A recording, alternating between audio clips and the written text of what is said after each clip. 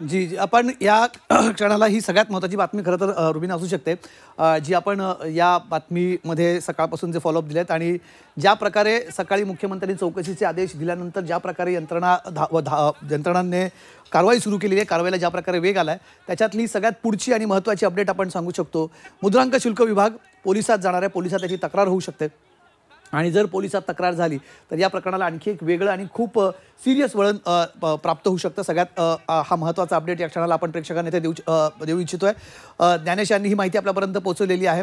याच्यामध्ये पोलीस केस जर होणार असेल तर याच्यामध्ये कुठल्याही प्रकारचा कुठला क्रिमिनल अँगल अजून आलेला नाही. तो क्रिमिनल अँगल या केसमध्ये इथे येऊ शकतो. कुठली फसवणूक झालेली आहे का? काल आपण जेव्हा ही बातमी लाईव्ह दाखवत होतो तेव्हा ही बातमी समोर आली होती.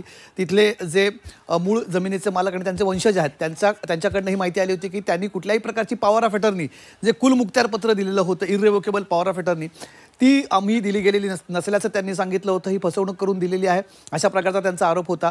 अशा प्रकारे काही झालंय का? जमीन जर सरकारच्या ताब्यात होती तर ती परस्पर विकली कशी गेली? कुठल्या प्रकारचा फ्रॉड याच्यात झालाय का? 420 केस याच्यामध्ये होते का? दुसरा अपडेट जो माझ्याकडे आहे, जो मला या क्षणाला प्रेक्षकांना सांगायचं आहे की जे प्रॉपर्टी कार्ड आहे ते सुद्धा इथे कुठेतरी त्याच्यावरती प्रश्नचिन्ह उपस्थित इथे होत आहेत.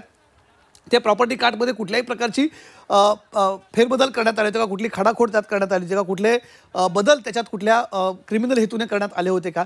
या सुद्धा गोष्टींची इथे चौकशी होणार आहे. त्यामुळे हे सगळं प्रकरण वाटतं तेवढं सोपं नाही आहे आणि त्यामुळे ही पोलिसात तक्रार जेव्हा जाईल त्या सगळ्या गोष्टींचा इथे तपास होणं अपेक्षित आहे. तर पोलिसात आता ही तक्रार केली जाते का? थोडा अजून वेळ आहे असं आपल्याला कळतं रुबीना. पण जर पुढच्या तासाभरात या प्रकरणामध्ये कुठल्याही प्रकारची पोलीस कंप्लेंट झाली, पोलीस केस झाली तर मात्र हे प्रकरण अधिक गंभीर होऊ शकतं. जमीन विक्री करणारी ज्यांच्या नावे कुलमुक्त्यार पत्र आहे त्या शीतल तेजवानी आणि ज्यांनी विकत घेतली. बघा, चोरी करणं हा जेवढा गुन्हा आहे तेवढा चोरीचा माल विकत घेणं हा सुद्धा गुन्हा आहे. त्यामुळे जर एखाद्याने फेरफार केलेली गोष्ट किंवा त्यात बदल करून कुठल्या क्रिमिनल इंटेन्शननी केलेल्या गोष्टी असतील ती जमीन विक्री करण्यासाठी आणि त्या गोष्टी लपवल्या गेल्या असतील विकत घेणाऱ्यांपासून, तर त्यांना सुद्धा तेवढीच लायबिलिटी आहे. त्यामुळे ही जर केस होत असेल, याच्यामध्ये जर गुन्हा दाखल होत असेल तर तो गुन्हा थेट दोघांविरुद्ध, विक्री करणाऱ्या विरुद्ध आणि खरेदी करणाऱ्याविरुद्ध. काल आपण जी सगळी डॉक्युमेंट्स दाखवले त्याच्यामध्ये जे खरेदी खत आहे त्याच्यामध्ये वेंडर आणि वेंडी असे दोन जे उल्लेख आहेत. ज्यांनी जमीन विकली यांच्या 272 लोकांच्या वतीने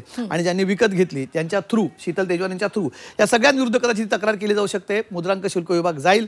ते आता जात आहेत का? आजच्या आधी तक्रार होते का? आणि आजच्या आज तक्रार झाली तर कुठल्या दिशेने तपास जातोय? कशा प्रकारे ह्याचा तपास केला जाईल? मुख्यमंत्र्यांनी ऑलरेडी दुपारी आदेश दिलेले आहेत. एक अतिरिक्त मुख्य सचिव विकास खारगे यांच्या अध्यक्षतेखाली समिती स्थापन करण्यात आलेली आहे. ते या सगळ्या अनुषंगाने या सगळ्या बाबींचा तपास करणारच आहेत. पण जर पोलीस तपास याच्यात सुरू झाला तर रुबीना ह्याच्यात पुढे आणखी इन्व्हेस्टिगेटिंग एजन्सी येऊ शकतात. आणि सगळ्यात महत्त्वाची मला इथे गोष्ट सांगायची आहे, जेव्हा जेव्हा अशा प्रकारचे मोठे गुन्हे असतात 10 कोटींच्या वर त्याचा साधारणपणे त्याची व्याप्ती असते, अशा केसेसमध्ये ईडीची एंट्री सुद्धा होऊ शकते. त्याच्यासाठी ईडीची केस होण्यासाठी सगळ्यात पहिले काय गरजेचं असतं? त्याच्यासाठी गरजेचं असतं कुठल्या तरी पोलीस स्टेशनला तक्रार दाखल होणं. ती तक्रार आता इथे दाखल होत असेल तर हा गुन्हा पोलिसांच्या अखत्यारीत आहे. ईडी स्वतःहून कधी FIR करत नाही. ईडी चालू असलेल्या केसचा पुढे तपास करत असते. हे आपल्याला सांगणं गरजेचं आहे काही प्रेक्षकांच्या समजण्यासाठी. ईडी जसा FIR पोलीस करतात तसा ईडीचा रिपोर्ट असतो, ESIR रिपोर्ट असतो, तसा केला जातो. त्यांना फक्त माफ करा, चालू असलेली एखादी केस याची चौकशी सुरू आहे ती ते टेक ओव्हर करतात. त्यामुळे आता जर इथे केस झाली, 10 कोटीच्या वरती व्याप्ती आहे, कुठली फसवणूक याच्यामध्ये आहे का, आर्थिक गैरव्यवहार आहेत का, या सगळ्या बाबी कदाचित पुढे तपासाच्या अनुषंगाने येऊ शकतात. आणि त्यामुळे ही बातमी आपल्याला वाटते तेवढी सोपी नाही आणि ही खूप मोठी याची व्याप्ती. सर अगदी सरांना मी 1-2 मिनिटांसाठी थांबवते. मात्र या सगळ्या दरम्यान एक मोठी बातमी आपल्याकडे येते. मुद्रांक शुल्क विभाग पोलिसात जाणार असल्याचं कळतंय. मुद्रांक शुल्क पोलिसांकडे तक्रार करणार असल्याचंही सूत्रांकडून कळतंय.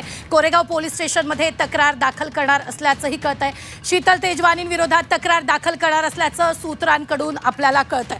तर या सगळ्या संदर्भात कमलेश सर आपल्या सोबत स्टुडिओमध्ये आहेत. सर, एकूणच जर आपण हे प्रकरण पाहिलं, सकाळपासून सगळ्या कारवाईला वेग आलेला असतानाच, मुख्यमंत्र्यांनी कारवाईचे आदेश दिलेले असतानाच अजित पवारांनी या सगळ्यावर बोलणं टाळलेलं आहे. ते टाळणार नाही. ते याच्याविषयी काय बोलतील त्यांच्याकडे बोलण्या सध्या अजून ते माहिती जमा करतात. आपण 3 दिवसांपासून त्यांना संपर्क करण्याचा प्रयत्न केला होता.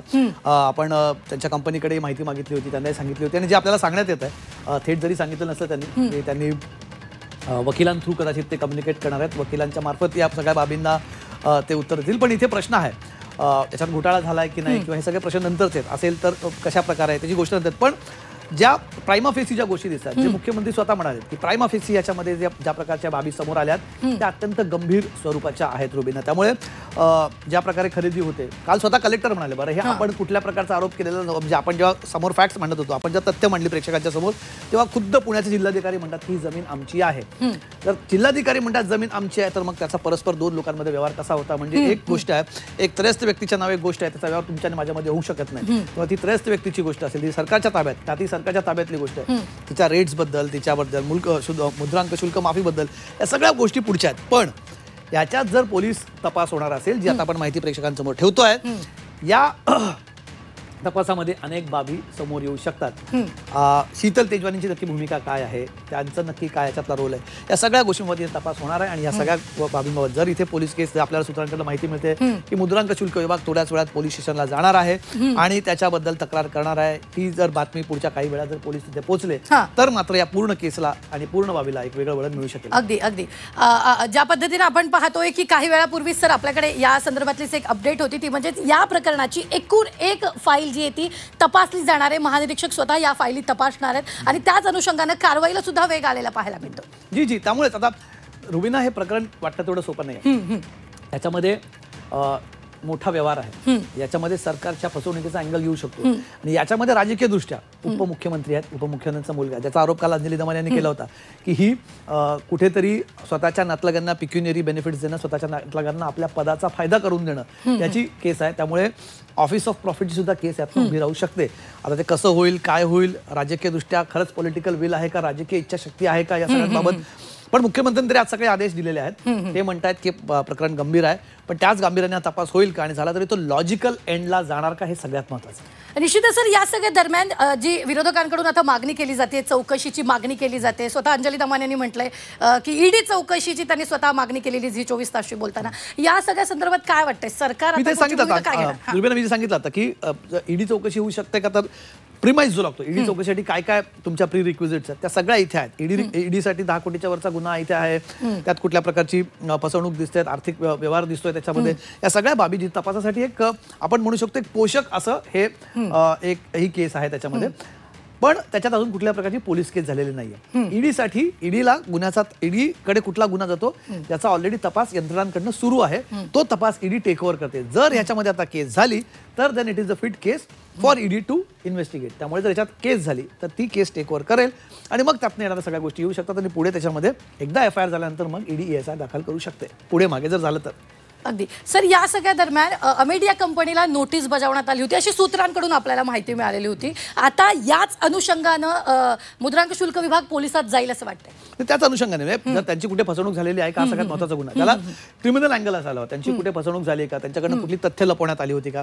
हा आणखी दुसरा याच्यात अँगल हा असू शकतो रुबीना की आपल्यावरची जबाबदारी दुसऱ्यावरती ढकलण्याचा किंवा लोटण्याचा प्रकार आहे का, हा प्रकार त्यात असू शकतो. पण याच्यामध्ये सगळ्यात महत्त्वाची बाब इथे ही असू शकते की त्यांना मुद्रांक शुल्क विभाग एकटाच नाही, इथे अनेक विभाग सरकारचे आहेत, ज्याच्यामध्ये रेव्हेन्यू डिपार्टमेंट आहे, त्यांना देखील कदाचित तक्रार, खरं सगळ्यात पहिली तक्रार रेव्हेन्यूकडनं जायला हवी होती, महसूल विभागाकडनं जायला हवी होती, कारण त्यांच्याकडनं सगळ्यात पहिलं स्टेटमेंट आले, जिल्हाधिकाऱ्यांकडनं स्टेटमेंट आले की जमीन आमची आहे आणि आम्ही जी चौकशी करतोय, जर कोणी परस्पर व्यवहार केला असेल तर ही फसवणूक आहे. मग जर फसवणुकीचा असेल तर तो रेव्हेन्यूकडनं यायला हवा होता पहिला, त्यांच्याकडनं होतोय का हे सगळ्यात बघणं महत्त्वाचं आहे.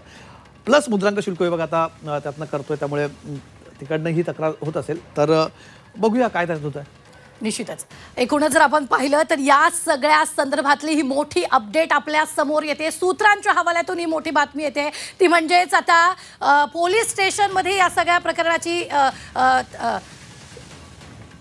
तक्रार दाखल करण्यात येणार असल्याचं कळतंय. तर शीतल तेजवानींविरोधात तक्रार दाखल करणार असल्याचं सूत्रांकडून कळतंय. झी 24 तासच्या बातमीनंतर कारवाईला वेग आलेला आहे. अमेडिया कंपनी विरोधात गुन्हा दाखल होणार असल्याचं सूत्रांच्या हवाल्यातून कळतंय. झी 24 तासच्या बातमीनंतर कारवाईला वेग आलाय.